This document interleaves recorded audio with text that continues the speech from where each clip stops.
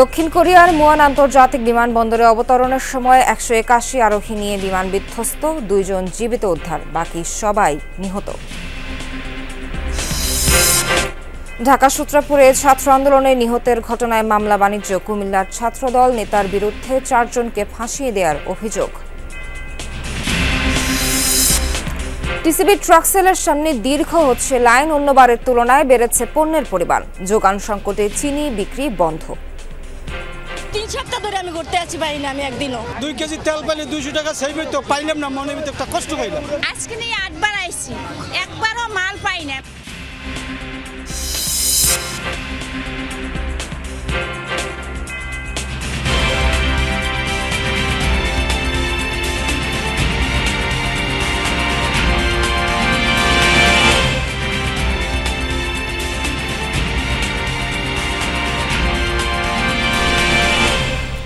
স্বাগত সবাইকে, আমন্ত্রণ যমুনা নিউজে। এতক্ষণ শিরোনাম দেখছিলেন, বিস্তারিত খবর জানাবো আমি নাবিলা সোহার।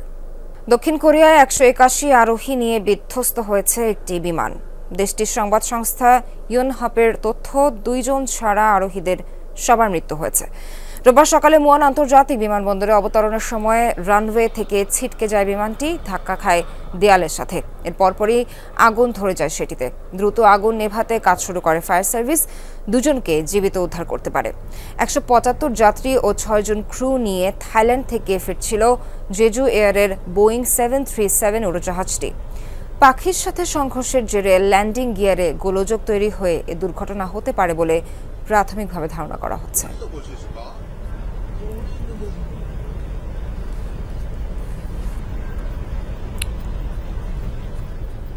ঢাকা মাওয়া এক্সপ্রেসওয়েতে ভয়াবহ দুর্ঘটনায় 6 জন নিহতের ঘটনায় এবার ব্যাপারী পরিবহনের মালিক ডব্লিউ সরকারকেও গ্রেফতার করেছে হাইওয়ে পুলিশ। শনিবার রাত 12:30 তাকে মাদারীপুরের শিবচর থেকে গ্রেফতার করা হয়। নারায়ণগঞ্জ হাইওয়ে পুলিশের অ্যাডিশনাল ডিআইজি আকম আক্তারুজ্জামান বসুমিয়া এটি নিশ্চিত করেন। তিনি বলেন, 6 জন নিহতের ঘটনায় হামলার বাদী তাকেও আসামি করেছে।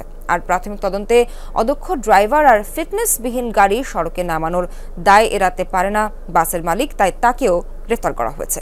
এর আগে ঘটনাস্থল থেকে ব্যাপারী পরিবহনটিকে জব্দ করে পুলিশ, তবে পালিয়ে যায় ড্রাইভার। পরে ড্রাইভার নুর উদ্দিন সহ 2 জনকে গ্রেফতার করে আইনশৃঙ্খলা বাহিনী।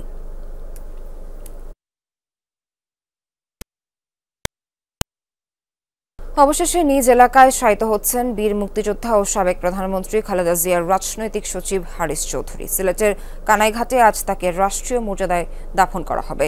হারিস চৌধুরীর মেয়ে সামিরা তানজিন চৌধুরী জানান, প্রতিহিংসার কারণে গত 15 বছরে তার পিতাকে ভিন্নভাবে উপস্থাপন করা হয়েছে। অবশেষে রাষ্ট্রীয় স্বীকৃতি মেলায় অন্তর্বর্তী সরকার ও জুলাই গণ অভ্যুত্থানে শহীদ এবং আহতদের প্রতি কৃতজ্ঞতা জানান তিনি। বিএনপি নেতা হারিস চৌধুরী মারা যান 2021 সালের 3 সেপ্টেম্বর। তখন আইন শৃঙ্খলা রক্ষাকারী বাহিনী জানায় তার মৃত্যু হয়েছে লন্ডনে। তবে মেয়ে সামিরা তানজিন চৌধুরী দাবি করেন, লন্ডন নয়, ঢাকায় মারা গেছেন তার পিতা। আলোচিত এ ঘটনায় গত 16 অক্টোবর হারিস চৌধুরীর মরদেহ উত্তোলন করা হয়। ডিএনএ টেস্টে প্রমাণিত হয়, সাভারে মাহমুদুর রহমান নামে যাকে দাফন করা হয় তিনিই হারিস চৌধুরী। শনিবার মধ্যরাতে হারিস চৌধুরীর দেহাবশেষ হস্তান্তর করে ঢাকা মেডিকেল কলেজ হাসপাতাল কর্তৃপক্ষ। পিতার কফিন গ্রহণ শেষে মেয়ে সামিরা তানজিন চৌধুরী বলেন, 15 বছর ধরে তার পিতাকে ভিন্নভাবে উপস্থাপন করা হয়েছে। অবশেষে তিনি ন্যায় বিচার পেয়েছেন। আমি ন্যায় বিচার পেয়েছি, একটু দেরিতে পেয়েছি, এবং এত কিছুর মধ্যে দিয়ে যেতে হলো that I am having to relive the moment. যে অন্যায় হয়েছে আমাদের সাথে 15টা বছর, এবং যেভাবে করে একটা মেয়ে বাবার লাশ বুকে নিয়ে পালিয়ে যেতে হয়, এবং যেভাবে করে বাবার লাশ আবার তুলে প্রমাণ করতে হয় যে এটা আমার বাবা। আল্লাহ যেন এইসবের মধ্যে দিয়ে কোনো একমাত্র কলিজার টুকরো মেয়েকে আর না যাওয়ায়। জুলাই গণ অভ্যুত্থানে নিহত আহতদের প্রতি শ্রদ্ধা জানিয়ে সামিরা চৌধুরী বলেন, তাদের আত্মত্যাগের কারণেই তার যুদ্ধটা সহজ হয়েছে। রাষ্ট্র তার পিতার মর্যাদা নিশ্চিত করায় ধন্যবাদ জানান তিনি। তার যে প্রাপ্য সম্মান মর্যাদা সেটা সে পাচ্ছে। তাকে 15টা বছর ধরে তার নামে যথেচ্ছাচারিতা করে একটা মানুষকে একটা ভিন্ন রূপে প্রেজেন্ট করে আজকে যে সে ন্যায় বিচারটা পাচ্ছে, আল্লাহ যে সুবিচারটা দিয়েছেন সেটা প্রমাণ করে যে সে এক নেক বান্দা ছিল। আমি দেশের নতুন সরকার ব্যবস্থার কাছে কৃতজ্ঞ, যে বাচ্চাগুলো জান দিয়েছে, প্রাণ দিয়ে মুক্ত দেশ এনেছে, তাদের কাছে আমি কৃতজ্ঞ, তাদের পরিবারের কাছে আমি কৃতজ্ঞ। সিলেটের শাহী ঈদগাহে দুপুর অনুষ্ঠিত হবে হারিস চৌধুরীর জানাজা। পরে দাফন করা হবে কানাইঘাটে শফিকুল হক চৌধুরী মেমোরিয়াল এতিমখানার আঙিনায়। যেখানে তার শেষ ইচ্ছা ছিল সে কানাইঘাটের সন্তান, সে কানাইঘাটের মাটিতে শায়িত হবে। M A Aziz, Jamuna news, Dhaka. ছাত্র আন্দোলনে নিহতের ঘটনায় মামলা বাণিজ্যের অভিযোগ উঠেছে কুমিল্লায়। রাজধানীর সূত্রাপুরে একটি নিহতের ঘটনায় আসামি করা হয়েছে কুমিল্লার 4 স্থানীয়কে। ভুক্তভোগী না হয়েও মামলা করেন সূত্রাপুরের জনৈক বাসিন্দা। অথচ পরিবার বলছে সে সময় ঘটনাস্থলে ছিল না কেউই। আন্দোলনের সেন্টিমেন্টকে ব্যবহার করে এই মামলা বাণিজ্যের অভিযোগ উঠেছে হোমনার এক ছাত্রদল নেতার বিরুদ্ধে। চার্জশিট দেওয়ার আগে বিষয়টি খতিয়ে দেখার আশ্বাস পুলিশের। এই 4 জনের নাম আকবর, জিয়া, বাবুল ও স্বপন। সবাই কুমিল্লা হোমনার কালীপুরের বাসিন্দা। আকবর চাকুরিজীবী, বাকিরা বিভিন্ন পেশায় জড়িত। এই 4 জনই গ্রেফতার হয়েছেন বৈষম্য বিরোধী ছাত্র আন্দোলনের হত্যা মামলার আসামি হিসেবে। মামলার এজাহারে উল্লেখ, আন্দোলন চলাকালে গত 24 জুলাই রাজধানীর সূত্রাপুরে নিহত হন সাগর মিয়া। এই ঘটনায় ভুক্তভোগী না হয়েও মামলা করেন সূত্রাপুরের বাসিন্দা বাসিরুল ইসলাম। হত্যা মামলায় 20 থেকে 23 নম্বর আসামি করা হয়েছে আকবর, জিয়া, বাবুল ও স্বপনকে।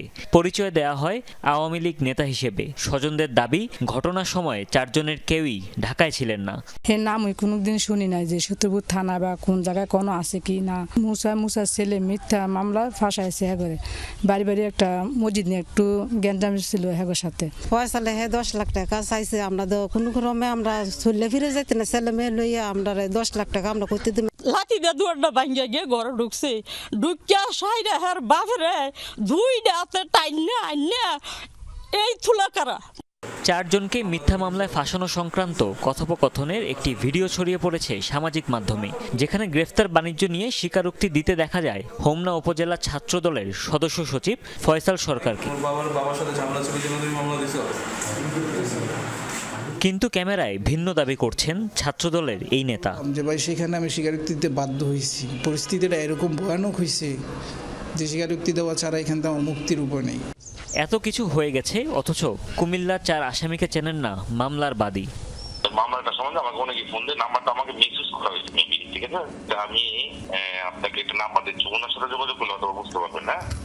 স্থানীয়দের অভিযোগ, মিথ্যা মামলায় ফাঁসিয়ে অর্থ হাসিল করছে একটি চক্র। ঘটনা জানাজানি হওয়ার পর ফয়সালকে কারণ দর্শানোর নোটিশ দিয়েছে কেন্দ্রীয় ছাত্রদল। এনে পদের অপব্যবহার করা হয়েছে এবং একটা নিন্দনীয় কাজ, যে কাজটা হয়েছে এটা আমি একজন বাংলাদেশ জাতীয় দলের কর্মী হিসেবে আমি সমর্থন করি না। চার্জশিট দেওয়ার আগে বিষয়টি খতিয়ে দেখার আশ্বাস পুলিশের। হোমনা থেকে আমরা নিয়ে এসেছি তাদের, এটার ইনকোয়ারি চলতেছে। এটার শেষ না হওয়া পর্যন্ত ডিসক্লোজ করার সুযোগ নেই। আমরা তাদের বিষয়টা তদন্ত করে দেখতেছি। সাগর মিয়া হত্যার ঘটনায় সাবেক প্রধানমন্ত্রী শেখ হাসিনা সহ 125 জনের নামে মামলা দেওয়া হয়েছে। গ্রেফতার আছে 28 আসামি। হুমায়ুন রশিদ, যমুনা নিউজ। পিসিবি ট্রাকসেল কার্যক্রমের সামনে ক্রেতাদের লাইন দীর্ঘ হচ্ছে। অনেকে আবার পণ্য না পেয়ে খালি হাতে ফেরত চলে যাচ্ছেন। যদিও সংস্থার মুখপাত্র জানিয়েছেন অন্যবারের তুলনায় এবার পণ্যের পরিমাণ বাড়ানো হয়েছে। পণ্যের মান নিয়ে ক্রেতাদের সন্তুষ্টি থাকলেও পরিমাণ বাড়ানোর দাবি তাদের। বলছেন দীর্ঘ সময় অপেক্ষার পর অল্প পরিমাণ পণ্য নিয়ে পোষাচ্ছে না। তবে যোগান সংকটের কারণে বন্ধ আছে চিনি বিক্রি কার্যক্রম। নিত্যপণ্যের মূল্য বৃদ্ধিতে নিম্ন আয়ের মানুষের নাবিশ্বাস অবস্থা। স্বল্প আয়ের পাশাপাশি এবার মধ্য আয়ের কেউ টিসিবির ট্রাক সেলের সামনে দীর্ঘ লাইনে দাঁড়িয়ে পণ্য কিনছেন।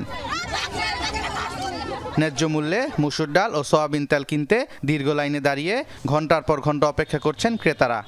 গাড়িটা আসছে 10:30টায় আর আমরা 6টা বাজে থেকে এসে বসে আছি। 2 কেজি তেল পাইলে 200 টাকা সেভ হইতো, পাইলাম না, মনে ভিতরে একটা কষ্ট পাইলাম। ট্রাকের সীমিত পণ্য বিক্রি শুরুর 2 থেকে 3 ঘন্টার মধ্যে শেষ হয়ে যায়। অনেককে লাইনে দাঁড়িয়েও পণ্য না পেয়ে খালি হাতে ফিরে যেতে হয়। মনে করেন 3 সপ্তাহ ধরে আমি ঘুরতে আছি পারি না। আমি একদিনও কাল কই পরশু দিন হইতে না নিয়ে আমি চলে গেছি। 5টা গাড়ি এসে নিতে পারি না। আজকে নিয়ে 8 বার আইছি, একবারও মাল পাই না। 4টা ধরে বসে থাকি, 4টা ধরে পরে না পেলে খারাপ না। বিক্রয় প্রতিনিধিরা জানান প্রতি লিটার তেল 100 টাকা, প্রতি কেজি ডাল 60 টাকায় বিক্রি হয়। তবে টিসিবি থেকে মিলছে না চিনির যোগান। দাম কমে আসায় আলু বিক্রি বন্ধ করা হয়েছে। ডাল 60 টাকা কেজি, তেল 100 টাকা লিটার, 200 টাকা বোতল। টেন্ডারগুলো দেওয়া হয়েছিল, সেখান থেকে কিন্তু আমাদেরকে টেন্ডাররা চিনিটা দিতে পারেননি।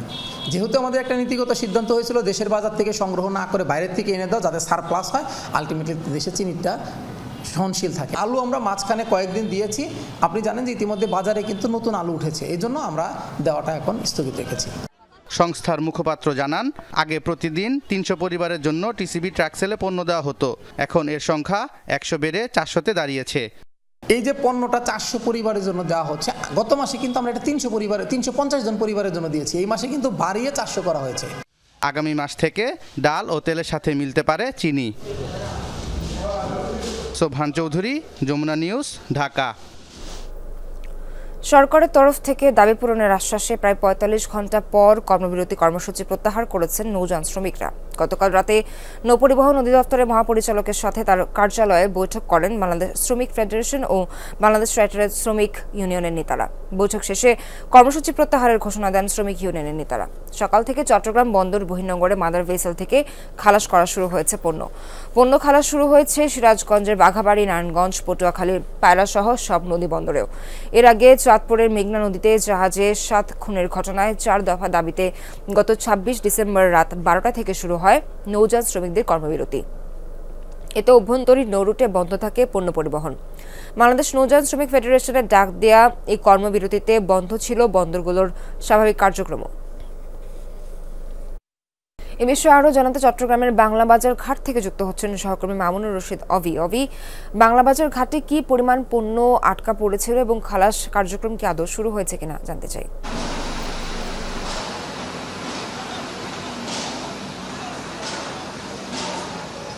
সোহার, মূলত আজকে সকাল থেকে কিন্তু তারা গতকাল রাতেই ধর্মঘট প্রত্যাহারের পর সকাল থেকেই যে কার্যক্রম অন্যান্য দিনের মতন সে কিন্তু স্বাভাবিক রয়েছে, অর্থাৎ পণ্য ওঠানামা একেবারে খালাস কার্যক্রম সেগুলো কিন্তু রয়েছে। আমরা বন্দরও দেখেছি গতকালকে যে স্থবিরতা যে তৈরি হয়েছিল সেটি কাটিয়ে ওঠার চেষ্টা করছেন। এবং আমরা এই মুহূর্তে রয়েছে, আপনি জানেন যে বাংলাবাজার ঘাট এলাকা, এখানেই যে সমস্ত লাইটার জাহাজগুলো আছে, লাইটার জাহাজগুলো থেকে পণ্য ওঠানামা করা হচ্ছে, খালাস কার্যক্রম সকল যে কার্যক্রমগুলো রয়েছে সেগুলো করা হচ্ছে। এখান থেকে মূলত বিভিন্ন ধরনের পশু খাদ্য, গম, চাল, ডাল, এই সমস্ত যে পণ্যগুলো রয়েছে সেগুলো কিন্তু জাহাজ থেকে ট্রাকের মধ্যে ওঠানো হচ্ছে। এবং তারই ধারাবাহিকতা আমরা দেখেছি, কয়েকজন শ্রমিকের সাথে আমরা কথা বলেছি, তারা যেটি বলছিলেন যে আসলে এই যে চাঁদপুরে যে ঘটনাটি ঘটলো সেই ঘটনার প্রকৃত উদ্ঘাটন, রহস্য এবং যারা জড়িত তাদেরকে আসলে দ্রুত সময়ের মধ্যে বিচারাধীন মধ্যে নিয়ে আসা এবং তাদেরকে শাস্তি নিশ্চিত করার বিষয়ে তারা বলছিলেন। এবং যে পরিমাণ সংখ্যা তৈরি হয়েছিল, অর্থাৎ যে পরিমাণ ক্ষতি হয়েছিল সেটি ব্যাপকভাবে ক্ষতি হয়েছে। এবং তারা বলছেন যে কালকে আমরা দেখেছি প্রায় 1.5 লাখ টন বিভিন্ন ধরনের জাহাজগুলো রয়েছে, 35টি জাহাজ, সেই জাহাজগুলোর মধ্যে 1.5 লাখ টন কিন্তু বিভিন্ন খাবার বা বিভিন্ন ধরনের পণ্যগুলো জমে থাকতে দেখা গেছে। এবং সেগুলো কিন্তু আজকে সকাল থেকেই রিকভার করার চেষ্টা করছেন। এবং যারা জাহাজ শ্রমিক রয়েছেন তারা বলছিলেন যে এই 1-2 দিন যে পরিমাণ ক্ষতি হয়েছে সেটি অনেক বেশি হয়েছে। এবং তবে বন্দরের যে স্থবিরতা এবং লাইটার জাহাজগুলো রয়েছে সেগুলোর সকাল থেকে যেহেতু কার্যক্রম শুরু হয়েছে এবং তারা বলছিলেন যে নৌপথের মধ্যে যাতে নিরাপদ নৌপথ এবং বিভিন্ন ধরনের যেই সুযোগ সুবিধাগুলো রয়েছে সেগুলো যাতে নিশ্চিত করা হয় এবং শ্রমিকরা যাতে নির্বিঘ্নে কাজ করতে পারেন, কর্মপরিবেশগুলো, সেই বিষয়গুলো আসলে তারা বলছিলেন। সোহার, ধন্যবাদ আপনাকে।